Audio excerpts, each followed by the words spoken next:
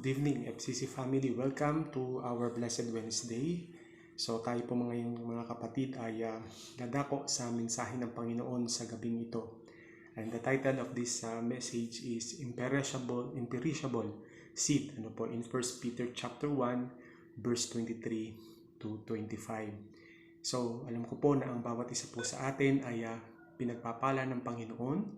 Alam ko po na ang bawat isa po sa atin ay andoon ang kanyang paggabay, ang kanyang grasya, ang kanyang habag sa bawat isa po sa atin. So, sige po, ating pong basahin ngayon mga kapatid ang talata na ating pagsasalu-saluhan sa gabing ito. In 1 Peter chapter 1, verse 23 to 25, ganito po ang sinasabi. For you have been born again, not of perishable seed, but of imperishable, through the living and enduring word of God. Napakaganda, hindi po ba? And then in verse 24, sabi po, for all men are like grass, and all their glory is like the flowers fall. But the word of the Lord stands forever. So pinagpala po ng Diyos ang kanyang salita. So dito po, makikita po natin sa talatang ito. Ito po ay sinulat ni Apostol Pedro, sa mga Kristiyano ng mga panahon po na yon. Pero by the way, if we talk about imperishable seed, alam po ba natin mga kapatid na there are different kind of seeds or variety of seeds, na lahat po talaga ay lahat ng mga halaman, puno o damo, lahat po ito mga kapatid ay tumutubo dahil meron po itong tinatawag po nating buto o sinasabi po nating seed. Pero alam po ba natin that the longest lasting seed na sinasabi po dito ay makita po natin yun po ay yung the oldest carbon-14 dated seed that has grown into valuable plant was Silene stenopilia. Ito po mga kapatid yung pinaka the longest lasting seed. Kasi po yung ibang mga seed mga kapatid, ito po ay nabubulok. Ito po mga kapatid ay sa madalit salita ay pagka ito ay naano na sa panahon, nawawala na po at hindi na siya tutubo pa. Pero ito pong longest lasting seed po na ito pong Silene stenopilia, is narrow leafed campion. Ito po yung Arctic flower native to Siberia. Radiocarbon dating has confirmed an age of 31,800 plus 300 years for the seeds. Imagine yung tinatagal po itong seed po na ito. At makita po natin dyan sa ating PowerPoint that ito po yung seed na sinasabi po natin, the 30,000 years old seed. At the same time, at ito po ay pinreserve na po ng mga scientists at yung plant po nito ay umaabot din ng 32,000 years old plant. So, kaya kung titignan po natin mga kapatid, there's a different variety of seed na mayroong mabilis tumubo, mabilis mamatay, at mayroon din mga kapatid na talagang kailangan ipunla mo pa, kailangan itanim mo pa bago ito tumubo. Ngunit ito pong seed na ito mga kapatid ay kakaiba. Talagang siya ay nabubuhay ng matagal. At gayon din po sa atin bilang mananampalataya. There's an imperishable seed na ibinigay po sa atin ng ating Panginoon. Because according to 1 Peter chapter 1, verse 24 to 25, ay ganito po ang sinasabi, for all men are like grass, and all their glory is like the flowers fall. So alam na alam po natin mga kapatid, sa mundong ito, tayo ay dadaan lamang na ang ating pong glory, ng ating pong kalakasan, ang ating pong mga kapatid na mga tinatamasa sa buhay sa kasalukuyan. At anuman pong mga bagay na mga pagsubok, suliranin, sirkumstansya at problema na mayroon po tayo ngayon mga kapatid, ito po ay dadaan lang. Ibig sabihin, it's like a flowers fall. Ibig po sabihin talagang mamawala ka agad. Pero ano po ang sabi doon? That the seed na hindi nawawala, the imperishable seed, but the word of the Lord stand forever. And this is the word of God. I hope that you see and you saw now the beauty of the word of God in our lives. So ano po ang dapat nating gawin mga kapatid? So kung titignan po uli natin sa kontekstong ito, sinabi po uli dito, in the background in the 1 Peter, that readers of the Apostle Peter's first letter were confused and discouraged. Nung isulat po ito mga kapatid ni Apostol Pedro, ang mga Kristiyano po noon ay scattered. Sila po ay under attack. He is under persecution at that time. At ito po ay isinulat niya to encourage, ito pong mga Kristiyanong ito. At ito po sa panahon din po natin ngayon, in the time of the year of the great harvest, this is the declaration of our church, that kailangan po mga kapatid na maroon tayong maitanim na imperishable seed. At ito po ay itinanim sa atin ng ating Diyos na buhay. At alam ko po mga kapatid na kuminsan tayo po ay nakakaranas that we are confused, that we are discouraged, especially sabi dito by the persecution they were encountering because of their faith. Yan po ang nararanasan po nung panahon nila Apostol Pedro. At sa kasalukuyan din po ngayon, because of pandemic, because of COVID-19, because of different situations mga kapatid, sometimes we are confused, we are discouraged. Kahit po ang inyong lingkod ay nakakaranas po nito. At talagang, ngunit sa halip na tayo po ay mag-concentrate o sa halip na i-focus po natin ang ating atensyon, doon na tayo ma-confused, bakit ito nangyari, ba't ito yung naging sitwasyon, naglilingkod pa naman ako sa iyo Panginoon, di ba? Kung hindi ang ating pong tingnan ay yung pagpapala ng Diyos, the imperishable seed na ibinigay po sa atin ng Diyos. Na sa halip na tayo po ay mag-focus doon sa mga bagay na hindi maganda na nangyayari sa ating buhay, tayo po mga kapatid ay mag-focus doon sa bagay na ginagawa ng Diyos sa buhay ng bawat isa. Peter exhorted them to stand strong in their faith. Suffering is to be expected, but it is temporary and yields great blessings for those who remain steadfast. And this is, mga kapatid, the purpose of this letter of Peter, doon po sa kanyang mga sinulatan. Makikita po natin ito mga kapatid in 1 Peter chapter 1, verse 1b. Ang sabi po doon, to God's elect. Ito po mga kapatid sinulat niya sa mga pinili ng Diyos, sa mga strangers in the world. And then scattered throughout Pontus, Galatia, Cappadocia, Asia, and Bithynia. Makita po natin yung karanasan po. Imagine niyo po, yung mga Kristiyano ng mga panahon po na yon, that sila po mga kapatid is scattered. At sinabi rin ni Apostol Pedro po dito that strangers in the world. Mga kapatid, tandaan po natin na tayo po ay dayuhan lamang. We are strangers in this world. Tayo po ay dadaan lamang sa buhay na ito mga kapatid. Hindi po ito ang ating tahanan. We are God's elect, my dear brothers and sisters. So, sometimes, we are yung sa buhay po natin, kung titignan ho natin, lalo na po sa kapanahunan po natin ngayon, ng ating pamilya ay hindi ka agad-agad magkakasama-sama. Sabi nga po parang we are scattered. Parang itong letter din po na ito ay para sa panahon na ito. Kung minsan, po mga kapatid, halimbawa sa panahon na ngayon na kahirap din na magkasakit, hindi po ba?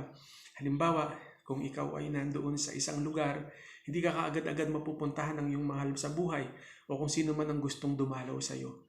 Bakit? Kasi nga po mga kapatid, ay dahil sa pandemyang nararanasan.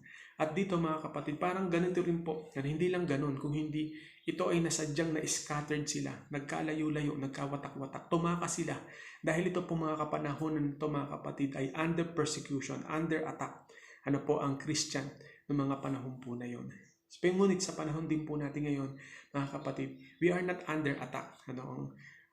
Sa ating buhay, kundi ang under attack po sa atin mga kapatid ay yung ating health, yung ating pong pananampalataya, at yung pong ating pagpapatuloy sa ating Panginoon. Ito po yung ina-atake ngayon sa atin ng kaaway. Ngunit mga kapatid, sabi nga po ni Apostol Pablo sa mga taga-Roma, ano ba ang makapaghihiwalay sa atin sa pag-ibig ng Diyos?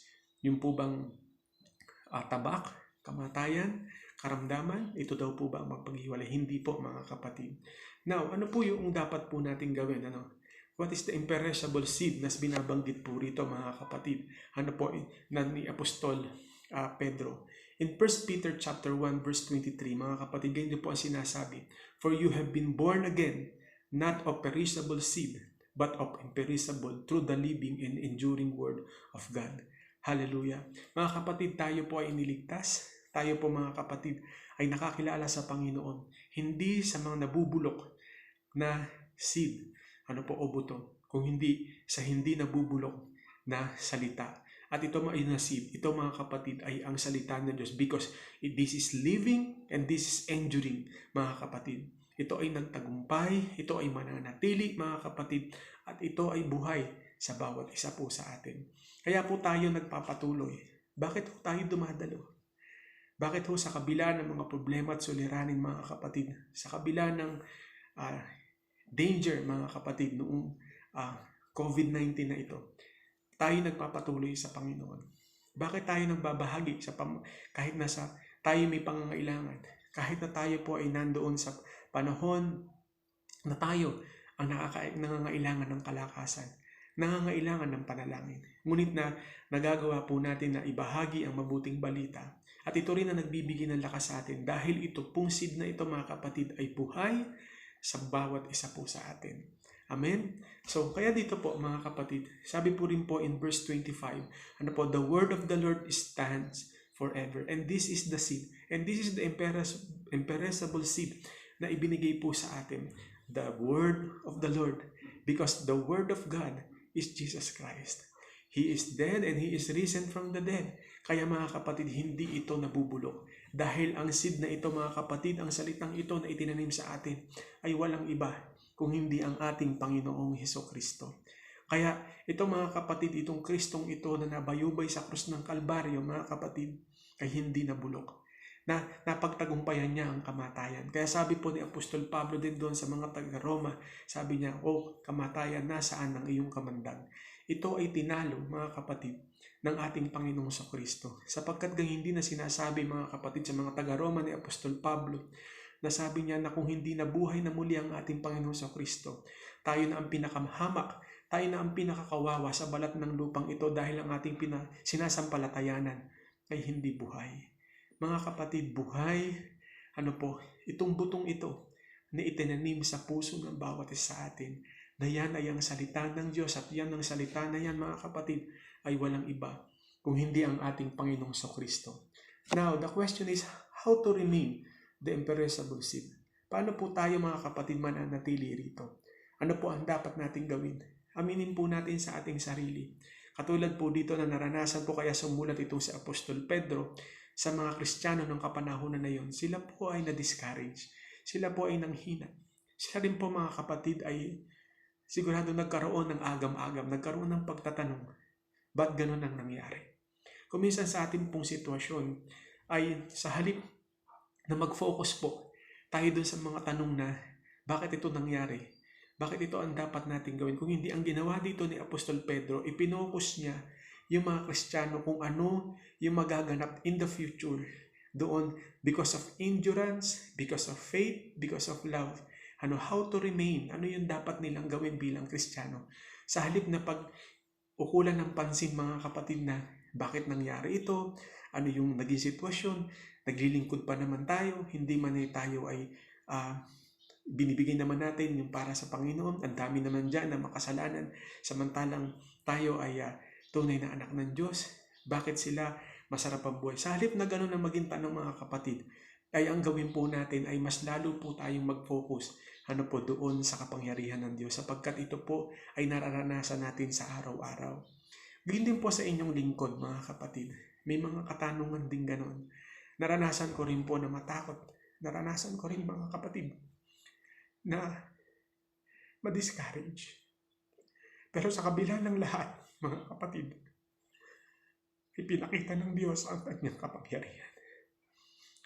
Na yung mga hindi mo inaasahan din na mga tao na tutulong sa'yo, mga tao na akala mo ay hindi nakinig sa'yo, ito yung mga taong ginamit din ng Panginoon upang lumakas ang iyong pananampalataya. Dumarating din sa sitwasyon mga kapatid na tayo ay nabibigatan. Aminin natin sa ating sitwasyon mga kapatid, lalo na sa kapanahonan ngayon na ito na andun ang takot, andun mga kapatid, yung sasabihin natin na ano pa ba ang kinabukasan na meron tayo sa panahon ng pandemyang ito. Ngunit mga kapatid, huwag tayong mag-focus doon, kundi let us focus how to remain the imperishable seed, how to remain in us the Word of God. Because ito lang mga kapatid Ang alam natin, at higit sa lahat, na ang alam ko, na siyang magbibigay ng lakas, na ang tunay na pag-asa, hindi mga kapatid ang baksin, hindi mga kapatid yung binibigay ng sanlibutan.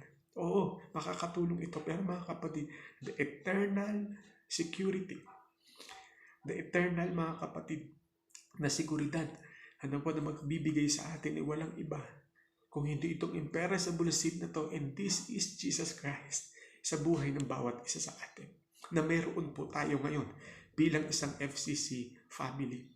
Now, the question is how to remain the imperishable seed. Ano po? Dito po, makita po natin, ano po, unang-una, sinabi po rito, mga kapatid, ano po, set your mind and hope fully to the Lord. Ito po ang binigay ni Apostol, unang-una ni Apostol Pedro, doon po sa kanyang liham, ano po, dito sa mga Kristiyano, to set your mind, ano, and hope fully to the Lord. Sa halip, ibig pong pinakikita niya dito, sa halip na ang isipin ay yung mga bagay na problema o mga bagay na nangyari, sitwasyon, kaysa isipin mo bakit nangyari ito, kung hindi, iset natin, ano, yung ating mind doon sa pag-asa, ano po, at doon sa ating Panginoon. In 1 Peter chapter 1 verse 13, basahin po natin ito. Ang sabi po doon, therefore, prepare your minds for action. Be self-controlled. Set your hope fully on the grace to be given you when Jesus Christ is revealed. Jesus Christ is revealed in us, my dear brothers and sisters. You know that. Alam po natin yan, ano po, na sa bawat isa po sa atin ay ibinigay. Walang hindi nakakaalam, lalo na po dito sa bansang Pilipinas, kung sino ang ating Panginoong Kristo. Kanya lang, ito po ay konforme sa pagkakilala, mga kapatid, ng mga tao. Ngunit tayo bilang mananampalataya at bilang Kristiyano, ano po, ay alam natin na ito ay Diyos, na siya ay Diyos, siya ang tagapagligtas, siya ang daan at ang katotohanan. And He is the imperishable seed in our lives. Kaya sabi dito, therefore, prepare your minds for action. Doon po sa aksyon na gagawin po natin ay positibo. Sa halip ng mga negatibo, mga kapatid, na mga bagay na nakakatakot sa ating buhay. Oo po, ingatan po natin ang ating sarili. Totoo po yun. Ngunit kung ito po ang, kumbaga sa ano, kung magiging parang paranoid na po tayo, na sa kada kilos po natin ay sasabihin natin ay mahahawa ko, ito mangyayari sa atin, baka anong mangyayari. Mga kapatid, tandaan natin, ano man po ang ating gawin, sa totoo lang, hindi naman natin talaga hawak ang ating buhay. Ang nakakaalam nito ay ang Diyos. So mga kapatid, oo po, ingatan natin ang ating sarili. Ngunit sabi po dito, be self-controlled. Pero sabi doon, set your hope fully on the grace to be given you when Jesus Christ is revealed. Meaning, mga kapatid, may vaccine man o wala, ano man ang mangyari, we are fully hope, to God. Na doon natin ibibigay yung ating pag-asa sapagkat yun po ang ating natanggap. Kaya sa buhay po natin, mga kapatid, how to remain, set our mind, our hope fully to the Lord. And then number 2 dito, mga kapatid, na pinakikita sa atin ng Diyos sa pamamagitan ng sulat ni Apostol Pedro nung po sa mga Kristiyano nung pong unang panahon na yun is, letter E po dito is experience the entire sanctification of the Holy Spirit. Napakaganda po nito, mga kapatid. Una po, let us set our mind, our hope, fully to the Lord. And then dito po, experience the entire sanctification of the Holy Spirit. Pag-usapan po natin ito. Kung sa iba po, ano po ba yung entire sanctification? Baga po sa iba, bagong salita po ito. Ito po ay napakaganda. Makita po natin in 1 Peter chapter 1, verse 14 to 16. Ganito po ang sinasabi. As obedient children. Kitignan po natin, mga kapatid, FCC community sabi, as obedient children. Tayo bilang masunuring anak ng Diyos, do not conform to the evil desires you had when you live in ignorance. Bilang tayo daw po, mga kapatid, ay masunuring anak ng Diyos, wag daw po talaga tayong yung gawin natin dati noon, nung tayo po ay ignorance noon, nung hindi pa natin alam ang salita ng Diyos. Wag daw po natin, do not conform to the evil desires you have when you live in ignorance. Meaning, wag natin yung ating sarili, mga kapatid, ay makita natin na sa kabila na tayo ay dumadalo, sa kabila na tayo nakakarinig ng salita ng Diyos, ay ginagawa pa rin natin yung mga bagay na hindi kanais-nais at katanggap-tanggap sa ating Panginoon. Ano po ang sabi dito? In verse 15 na sinabi ni Apostol Pedro, ang sabi po niya, "But just as He who called you is holy, so be holy in all you do." Sa ibang version na nakalagay po, kasi ito po mga kapatid ng NIV, but in other version nakalagay po doon, "Be holy in all your conduct." Meaning, sa lahat ng iyong aspeto ng iyong pagkatao, ng iyong buhay, be holy. And this is, we talk about entire sanctification. Yung po yung tinatawag na entire sanctification. Be holy because I am holy, said the Lord. Yung po ang sabi in 1 Peter chapter 1 verse 16, "For it is written, be holy because I am holy." Kaya sabi doon, in all your conduct, be holy. In all you do, be holy. Why? Because our God is holy. Mga kapatid, binanan na tayo ng Diyos sapagkat tayo nakakilala sa Panginoon. So John Wesley said, in his definition in entire sanctification is freedom from willful and original sin. So tayo po mga kapatid ay talagang hindi na bondage. Tayo mga kapatid ay nakalaya na doon sa mga willful sin. Pag sinabing willful, mga desire, mga kapatid, o yung tinatawag natin original sin, ito ay dapat mamatay na, mga kapatid, sa atin.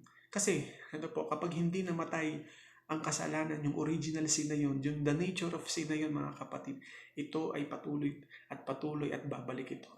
Mga kapatid, yung imperishable seed na tinatawag po dito, ito ay kailangang maitanim sa isang,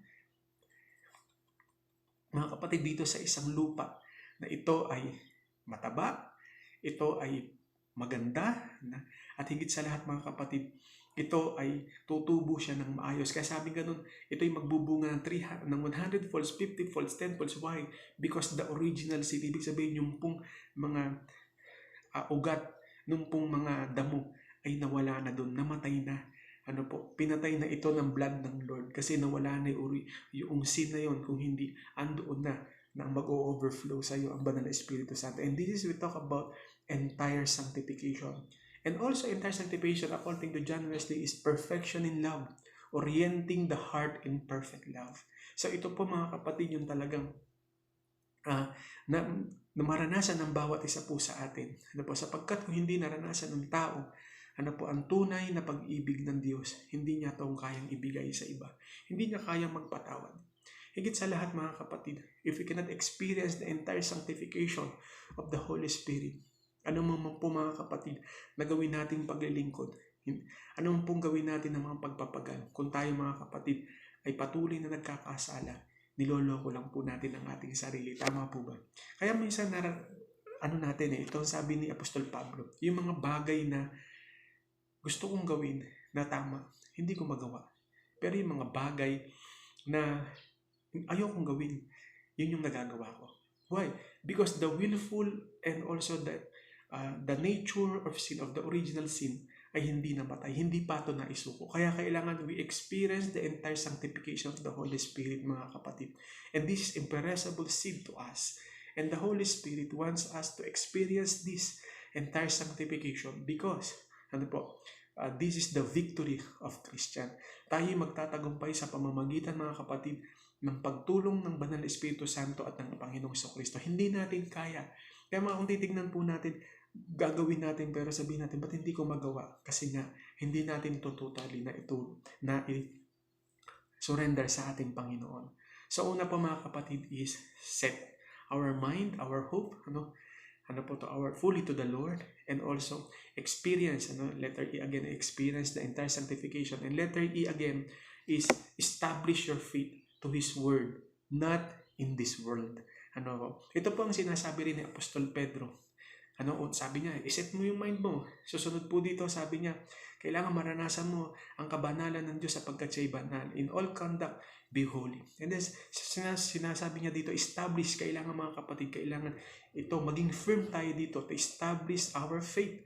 To the Word of God, to the seed, to the imperishable seed, not in this world. Hindi po sa mundong ito. Sapagkat ang mundong ito, alam na po natin, mga kapatid, na ito ay maglalaho. Ito ay masisira, mga kapatid. Ano man ang gawin ng tao, ano man ang gawin natin, na pagpapaganda, ano man ang gawin natin sa ating buhay, tatanda tayo. Hindi po ang buhay ay hindi pa urong, o hindi ito ay pasulong, mga kapatid. Kaya ang mga bagay na oras, panahon ay hindi na pwedeng ibalik. Ito ay pasulong, mga kapatid. Kaya dito in 1 Peter chapter 1 verse 17 to 21, ito yung pinakamahaba po. Sabi dito, since you call on a Father who judges each man's work impartially, live your lives as stranger here in reverent fear. Nakita po natin in verse 17. Kaya po sinabi na establish our faith to the world, not in this world. Why? Because we are strangers here. Sabi ni Pedro, alam natin na tayo'y tinawag ng ating Diyos na talagang ang humusga ay fair. Napaka-fair niya. Kaya, lagi natin tandaan, mamuhay tayo, sabing ganon, mga kapatid dito, na bilang isang estranghero sa mundong ito, na mayroong takot sa Diyos. Lagi nating isipin na, para sinasabi ng Diyos sa atin dito ngayon, lahat ng bagay ay pangsamantala lamang. Hindi natin to pwedeng i-hold na sabihin natin dito na, ito na talaga, ito na yung mangyayari sa buhay ko. Hindi ho. Lahat ng bagay, mga kapatid, sa mundong ito ay pangsamantala lamang. In verse 18, sabi niya, for you know that it was not with perishable things, such as silver or gold, that you were redeemed from the empty way of life handed down to you from your forefathers. Sabi po dito, mga kapatid, ni Apostol Pedro, sinasabi po dito, hindi tayo, mga kapatid, iniligtas, hindi tayo binili, hindi tayo ni-redeem sa pamamagitan lang ng pilak o ginto. Hindi ito. Sabi niya ganun. Hindi nabibili itong imperishable seeds na ito. Hindi nabibili. Hindi ito tayo na-redeem. Hindi tayo nailigtas sa mga ito. Pero in verse 19, but with the precious blood of Christ, a lamb without blemish or defect. Dito, mga kapatid, ito ang nag-redeem sa atin. Kaya dito, establish our faith, mga kapatid, to the word of God, to the imperishable seed, not in this world, because of the precious blood of our Lord Jesus Christ, because He is blemished and also no defect. Kung mapapansin po natin, na in the background, in the book of Leviticus, kailangan pag sila po ay mag-aalay, mga kapatid ng lamb, kailangan walang defect. Ibig sabihin, walang pilay, walang kapintasan, walang sakit. Kailangan ito ay pure. Ganun din po, mga kapatid, once and for all, sinabi po dito, mga kapatid din, na talagang inalay ang isang perfect lamb at walang iba kung hindi ang ating Panginoon Kristo. In verse 20, He was chosen before the creation of the world, but was revealed in these last times for your sake. For our sake. Apostle Peter said, for our sake, for your sake, with these last days, Jesus is revealed to us. Tama, hindi po ba? Nakilala natin ang ating Panginoon sa Kristo, mga kapatid, sa ating buhay bilang mananampalataya.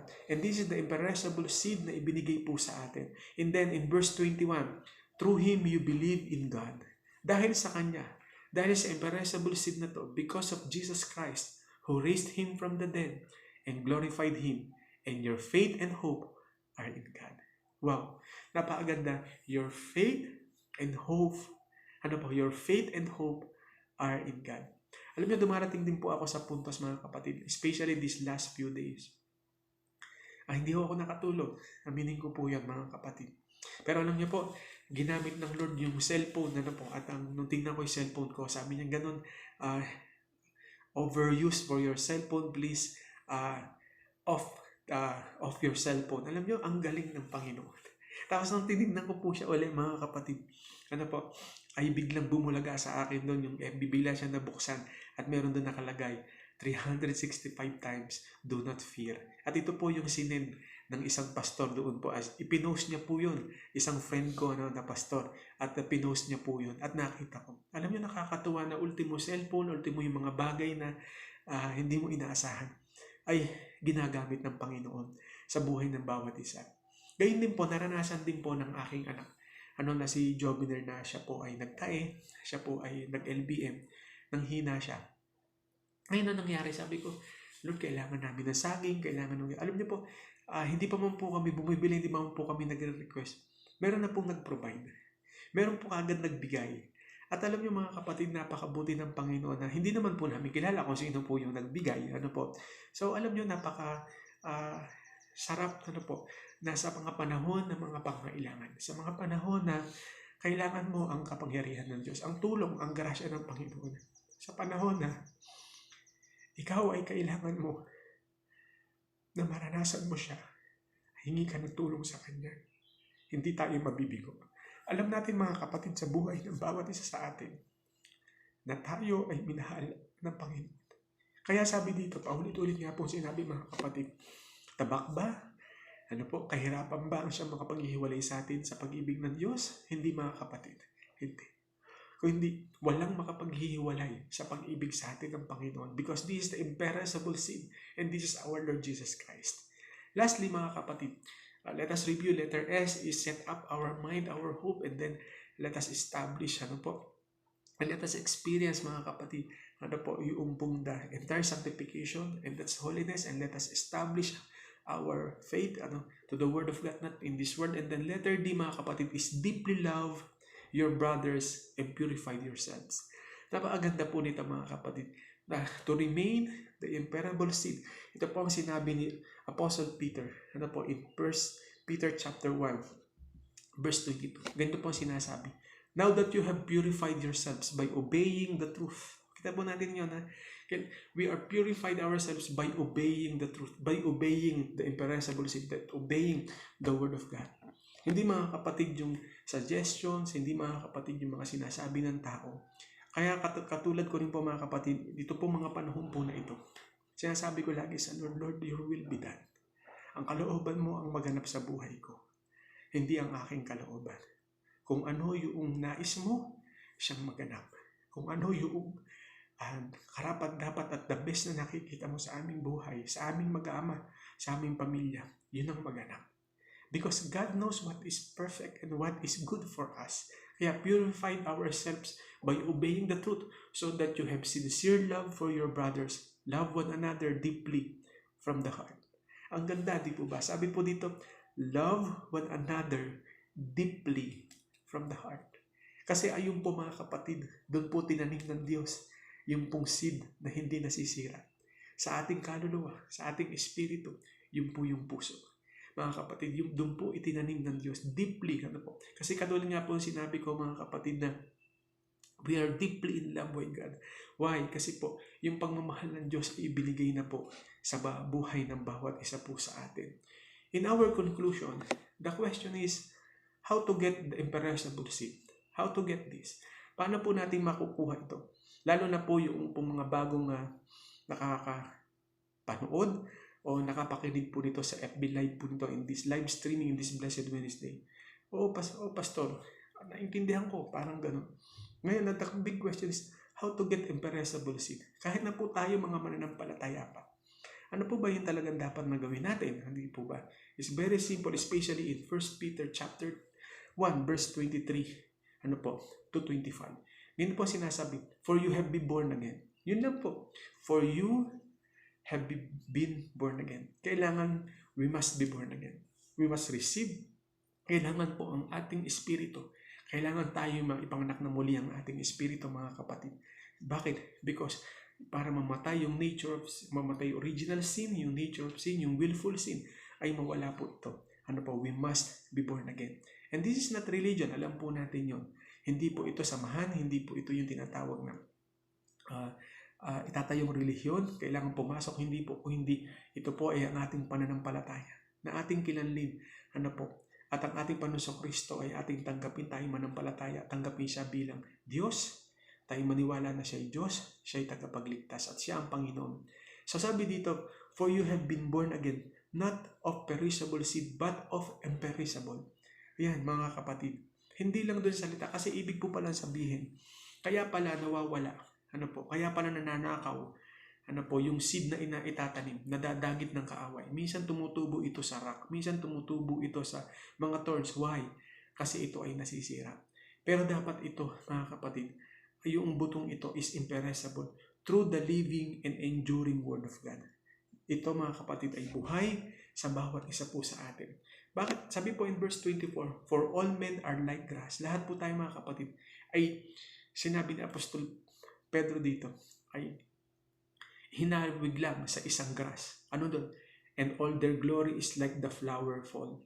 So, yung ating ding kaningningan, yung ating, kumbaga sa kasikatan o ano man meron tayo, kalakasan o meron po tayo, kung ano man meron tayo sa buhay, para lang itong flowers. Na ibig sabihin, mawawala agad. Hindi man yung grass, ano po ba, matutuyo ka agad. Pero nasabi po ng verse 25, but the word of the Lord, the imperishable seed, stands forever. Hallelujah. Yung ngunit ang salita ng Diyos, mga kapatid, hindi ito mawawala sa buhay ng bawat isa. Ano po sabi ng Apostol Pedro po dito?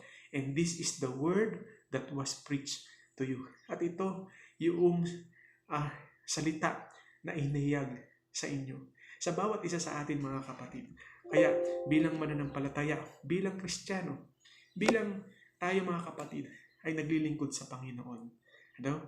Kailangan po, let us set up our mind, our hope to our Lord Jesus Christ. Let us experience the entire sanctification of the Holy Spirit. Let us establish fully our heart to the Word of God. And also, mga kapatid, deeply in love to God and to our brothers and sisters. Mga kapatid, magandang gabi po sa inyong lahat. Sana po ay kayo ay mapagpala sa gabing ito. Sa salitang ito na ibinigay sa atin ng Panginoon. Tayo po ay manalangin. Ama namin Diyos, salamat po sa gabing ito. Salamat sa pagpapala sa mga biyayang pinagkaloob niyo. Narito, Panginoon, ang iyong mga anak. Lord, abutin mo ang kanilang pangailangan. Kung sila, Panginoon, ay nakakaranas ngayon ng depression, nakakaranas sila, Panginoon, ng discouragement, nakakaranas din sila, Panginoon, kuminsan ng mga pagtatanong. Kung sila, Panginoon, nakakaranas ngayon, Panginoon, ng mga bagay na ng agam-agam, problema, persecution, pagsubok sa buhay. Lord, hindi ito hadlang. Hindi kami magpo-focus doon, kundi sinabi mo, Panginoon, sa iyong salita na katulad ni Pedro, Panginoon, Apostol Pedro na yung lingkod na isinulat sa mga Kristiyano, O God, that yung salita, Panginoon, na ibinigay mo sa amin, this is imperishable seed, O God. Hindi ito nasisira. Na sa panahon na kailangan namin ng lakas, sa panahon ng kailangan namin, Panginoon, ng mga bagay na yung mga salita, ito, Panginoon, ibubukal sa aming puso. Paaalala mo ito sa amin at magiging lakas ng buhay ng bawat isa sa amin. Marami pong salamat, O Diyos, sa gabing ito. Pagpalain mo ang bawat isa. Tulungan mo kami. At gayon din po, O Diyos, ikaw ang magpala, O Diyos, sa buong FCC community, sa buong ministry ito, Panginoon. Sa bawat workers, leaders, members, pastors, O God. Bless, O God, and enlarge the territory of your kingdom, O God. In Jesus' name we pray. Amen. Good evening po. God bless.